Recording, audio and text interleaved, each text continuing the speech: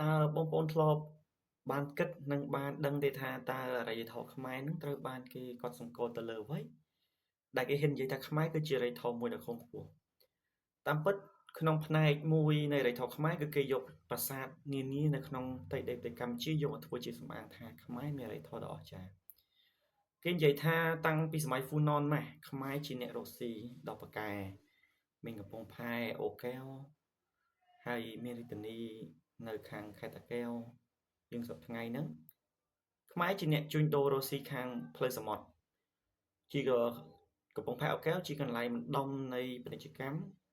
មានការជួញដូរជាមួយចិនមានការជួញដូរជាមួយពួកឥណ្ឌូនេស៊ីសូម្បីតែឥណ្ឌាក៏យើងមានការជួញដូរជាមួយដែរហើយយើងនេះហើយដែលជាអ្នកទទួលរងឥទ្ធិពលឥណ្ឌាខ្លាំងព្រោះឥណ្ឌាក៏កើតតាំងពីមុនគ្រិស្តសករាជមកម៉េចអរិយធម៌របស់គេនោះហើយខ្មែរបើយើងមើលទៅលើផែនទីបានគ្រប់គ្រងទឹកដីតាមឆ្នេរសមុទ្រហ្នឹងចាប់តាំងពីឆ្នេរសមុទ្រនៅប្រទេសវៀតណាមរហូតទៅកាត់កោះកុងកំពតទៅដល់ឈូងសមុទ្រថៃពេលសប្តាហ៍ថ្ងៃនោះអាចថាមានកំពង់ផែខ្លះស្ថិតនៅក្រោមអំណាចរបស់ខ្មែរអាចនៅក្នុងទឹកដីខេត្តកោះកុងកំពតដែលយើងស្មើឥឡូវយើងមិនអាចដឹងថានៅទីណាហើយអាចថាកំពង់ផែខ្លះមានការវាយដណ្ដើមកាន់កាប់គ្នាអាចមានការវាយដណ្ដើមកាន់កាប់គ្នារបស់ពួកមនអីចឹងទៅរបស់ពួកអឺរបស់ពួកខាងឥណ្ឌូនេស៊ីក្នុងពេលបច្ចុប្បន្នហ្នឹងទៅនៅខាងជ្រោយអ៊ុបទ្វីបម៉ាឡាកាអញ្ចឹងវាអាចមានការវាយដណ្ដើមកាន់កាប់នេះទៅមកប៉ុន្តែអ្វីដែលគេសម្គាល់ឃើញគេឃើញថានៅអូរកែវមានគ្រឹះប្រាសាទអញ្ចឹងគេអាចរកឃើញថានៅពេលនោះនៅអូរកែវមានការធ្វើប្រាសាទហើយដែលគេថាគិតតាពីដើមសតវត្សមកហើយការអភិវឌ្ឍប្រាសាទនេះគឺរីកចម្រើនពីបន្តិចម្ដងពីទិសខាងត្បូងឡើងមកទិសខាងជើងមានន័យថាពីសមុទ្រមកដីគោកបើយើងមើលតាមផែនទីគឺខ្មែរចេះអភិវឌ្ឍប្រាសាទពីប្រាសាទទោលហើយឲ្យទៅតំបន់ណាដែលមានប្រជាជនរស់នៅមានសេដ្ឋកិច្ចល្អមានឋានៈដឹកនាំឬក៏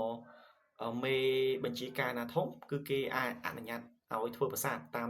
ចំណង់ចំណូលចិត្តក្នុងការបួងសួងអីចឹងទៅអញ្ចឹងគេឃើញប្រាសាទតូលដំបងគេឃើញប្រាសាទនៅអូរកែវគេដឹងគ្រឹះប្រាសាទនៅខាងអូរកែវគេដឹងថាអូនៅអូរកែវមានប្រាសាទហើយឡើងមកដល់ខាងខេត្តកំពតនេះនៅប្រាសាទភ្នំក្ងោកគេឃើញមានប្រាសាទមួយដែរគឺប្រាសាទដែលមានលក្ខណៈនៅច្បាស់លាស់ឃើញតាមបែបឥណ្ឌាគឺមានកញ្ចក់សេះមានន័យថាកន្លែងហោជាងគឺមានកញ្ចក់សេះតាមបែបឥណ្ឌាហើយគេឃើញមានសត្វមកពំមនុស្សពីរនៅចុះពំមនុស្សទាញជាសងខាងអីចឹងទៅហើយឡើងមកដល់ខាងបន្តមកទៀតចេញពីនឹងមកទៀតមានខេត្តកំពង់ឆ្នាំងដែលស្ថិតនៅក្នុងសម័យចេនឡាគេឃើញមានប្រាសាទច្រើនមានប្រាសាទប្រុសមានប្រាសាទស្រីឡើងមកដល់ខេត្តកំពង់ធំប្រាសាទទោលជាច្រើនគេឃើញមានដែរនៅក្នុងស្រុកសន្ទុកស្រុកបារាយស្រុកស្ទូងហើយប្រាសាទហ្នឹងស្ថិតនៅក្នុងសម័យរចនាបថបែបចេនឡាដែលយើងចេញពីសម័យហ្វូណនមកដែលចេញពីសមុទ្រមកផុតសម័យហ្វូណនបន្តិចឆ្នាំ550យើងឈានចូលដល់សម័យចេនឡាគឺខ្មែរយើងរុញចេញពីសមុទ្រឡើងមកកាន់ដីគោកឡើងរហូតទៅដល់ទឹកដីនៃប្រទេសថៃបច្ចុប្បន្នឬក៏នឹងគៀកនឹងព្រំដែនចិនទៀតផងនេះបើយើងមើលទៅតាមផែនទីសម័យនគរភ្នំនេះអញ្ចឹងប្រាសាទរបស់ខ្មែរយើងវាមានទៅដល់នោះហើយក្រោយមកទៀតក្នុងសម័យចេនឡាពាក់កណ្ដាលសម័យហ្នឹងយើងចាប់ដើមមានរាជធានីធំៗដូចជារាជធានីអេសានបុរៈនៅសបោរាជធានីផ្សេងទៀតមានដូចជារាជធានីសម្ពុបុរៈហើយប៉ុន្តែរាជធានីនៅក្នុងសម័យហ្វូណនគេបងចោលអត់ដែរដូចជាវិយាធិបរៈដែលយើងធ្លាប់បានឮថាជារាជធានីរបស់ហ្វូណនអញ្ចឹងគាត់នៅតែមានមនុស្សរស់នៅអញ្ចឹងប៉ុន្តែអ្វីដែលសំខាន់គឺគេចាប់បានធ្វើប្រាសាទជាក្រុមមានន័យថាគេចាប់វាជាក្រុមដូចនៅខាងសម្បូរកញ្ចេះហ្នឹងនៅចាក់រាប់មាត់ទន្លេហ្នឹងគេឃើញមានក្រុមប្រាសាទមួយចំនួនធំប៉ុន្តែដោយសារតែទីនោះភូមិសាស្ត្រវាពោពេញទៅដោយទឹកលិចជាប្រចាំហើយទឹកហូរទឹកអីផងគ្រឹះប្រាសាទគឺបាក់សឹងអស់ហើយប្រជាជនមានការកោះកាយកប់ខ្លះអញ្ចឹងគឺគ្រឹះប្រាសាទជាច្រើនគឺរលំអស់តែម្ដងសឹងតែបាត់រូបរាងតែម្ដងប៉ុន្តែអ្វីយើងឃើញច្បាស់នោះគឺនៅខាងសម្បូរព្រៃគុកនេះនៅខាងខេត្តកំពង់ធំនេះគឺគេឃើញមានក្រុមប្រាសាទជាច្រើនដែលស្ដេចចាប់ផ្ដើមចាប់ប្រាសាទទាំងអស់នោះបញ្ចូលគ្នាប៉ុន្តែគេមិនតបានលើកប្រាសាទហ្នឹងឡើងទៅខាងលើទេគឺគេគ្រាន់តែចាប់វាជាដុំជាក្រុមចាប់ទុកជាកន្លែងបូជាអីចឹងទៅ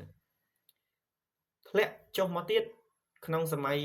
អាណាចក្រអង្គរចាប់ពីរាជវិបត្តិជ័យវរ្ម័នទី2ទៅក្នុងឆ្នាំ802មកគេឃើញថាខ្មែរចាប់ផ្ដើមធ្វើប្រាសាទមានថ្មផងមានឥដ្ឋផងប៉ុន្តែការសម័យមុនហ្នឹងភាគច្រើនគឺគេចូលចិត្តនិយមធ្វើតែពីឥដ្ឋទេគាត់ថាដូចជារចនាសម្ព័ន្ធទ្វារដែលចាំបាច់មួយចំនួនគឺតែធ្វើពីថ្មមានដូចជាផ្លូវចូលហើយនឹងស៊ុំទ្វារហើយនឹងផ្ដាគឺចាំបាច់ត្រូវធ្វើពីថ្មលើកលែងតែកន្លែងខ្លះដែលពិបាករកថ្មខ្លះគឺគេហើយផ្ដែហ្នឹងគេដាប់ចេញជាពីឥដ្ឋយកតែម្ដងអញ្ចឹងគេឃើញថាប្រវត្តិជាទី2លោកបានលើកប្រាសាទវាជាប្រាសាទភ្នំដែលមានច្រើនថ្នាក់ដែលជាអរិយធម៌បែបថ្មីមួយគឺមានន័យថាខ្លួនគឺជាអ្នកដែលគ្រប់គ្រងនៅលើទីខ្ពស់មានន័យថាប្រាសាទខ្ពស់តំណាងឲ្យព្រះជាអញ្ចឹងទៅគឺគេលើកជាច្រើនថ្នាក់មាន5ថ្នាក់6ថ្នាក់អញ្ចឹងទៅអាចធ្វើពីឥដ្ឋអាចធ្វើពីថ្មនៅលើភ្នំកលែនណាហើយក្រោយមកទៀតគេឃើញច្បាស់មែនតែនបំផុតហ្នឹងគឺរាជប្រមាឥន្ទ្រវរ្ម័នហ្នឹងគឺមានប្រាសាទមួយដែលយើងហៅថាប្រាសាទបាគងយើងស្គាល់ថាជាប្រាសាទបាគងគឺគេលើកថ្មជាថ្នាក់ហ្មងខ្ពស់ហើយនៅខាងលើគេធ្វើជាប្រាសាទមួយអញ្ចឹងអរិយធម៌ខ្មែរយើងគឺងើបចេញពីប្រាសាទតូលចេញជាប្រាសាទក្រមrồi ហើយលើកកាន់តែខ្ពស់ទៅខ្លាចតែជាប្រាសាទដែលមានថ្នាក់ច្រើនជាន់ពីវត្តបន្តមកទៀតដែលមានរចនាសម្ព័ន្ធស្មុគស្មាញគឺមានផ្លូវចូលដ៏ស្មុគស្មាញមានហោជាងដ៏ស្មុគស្មាញមានដូចជាប្រាសាទអង្គរវត្តយើងឃើញហើយមានផ្លូវដើរជុំវិញពោពេញដោយចម្លាក់ដ៏អស្ចារ្យមានស្ពានហាលដើរចូលមួយដែលមិនគួរឲ្យជឿថាគេអាចធ្វើយ៉ាងម៉េចបានគឺវិវត្តពីអន់ទៅខ្លាំងវិវត្តពីទាបមកខ្ពស់ដូច្នេះឃើញថាប្រាសាទខ្មែរគឺអស្ចារ្យណាស់ដែលអាចកត់សម្គាល់ពីអរិយធម៌ខ្មែរយើងបានរហូតដល់រចនាបថបាយ័នក៏គេឃើញថាអស្ចារ្យគឺមានព្រំរូបមុខយ៉ាងច្រើនម្ដងជាង50ជាងមុខព្រំឯណោះហើយតែអក្សរដោយសារតែការបាត់បង់ប្រាសាទធ្វើឲ្យខ្មែរយើងបានធ្លាក់ចុះនៅអរិយធម៌ចុះមកវិញវាការធ្លាក់ចុះនៃអរិយធម៌អង្គរវាមិនបានប្រកាសថាទៅលើផ្នែកណាមួយពិតប្រាកដទេចង់យំនឹកដល់ប្រទេសកម្ពុជាដែលអរិយធម៌បានបាត់បង់ទៅវាមានកត្តាច្រើនវាអាចមកពីកត្តាសង្គ្រាមកត្តាធម្មជាតិកត្តាប្រជាជនផ្នត់គំនិតប្រជាជនផ្នត់គំនិតរបស់ស្ដេចដែលលែងចេះសាងសង់ប្រាសាទដែលពូប្រាសាទគឺជាផ្នែកមួយនៃការប្រឹងអំណាចរបស់ស្ដេចពីមួយជំនាន់ទៅមួយជំនាន់អញ្ចឹងជារួមយើងឃើញថាខ្មែរយើងមានការអភិវឌ្ឍប្រាសាទចេញពីប្រាសាទតូលឡើងទៅជាប្រាសាទក្រមជាក្រមបន្តមកទៀតយើងលើកប្រាសាទហ្នឹងឲ្យខ្ពស់ហើយលែងសូវមិនតែលែងសូវទេគឺចាប់ផ្ដើមធ្វើប្រាសាទពីថ្មច្រើនបច្ចេកទេសក្នុងការដាក់ថ្មហ្នឹងច្រើនជាងមុនលើកលែងតែតំបន់ខ្លះដែលអត់សូវមានថ្មក៏គេចាប់ផ្ដើមយកឥដ្ឋហ្នឹងមកជំនួសអីចឹងទៅដូច្នេះសូមឲ្យបងប្អូនចេះស្រឡាញ់ថែរក្សាវប្បធម៌ជាតិយើងបើបងប្អូនមិនដឹងមិនយល់អំពីអរិយធម៌វប្បធម៌ជាតិយើងទេពេលបាត់បង់ទើបយើងស្ដាយក្រោយដូច្នេះសូមបងប្អូនចូលរួមថែរក្សាទាំងអស់គ្នាសូមអរគុណ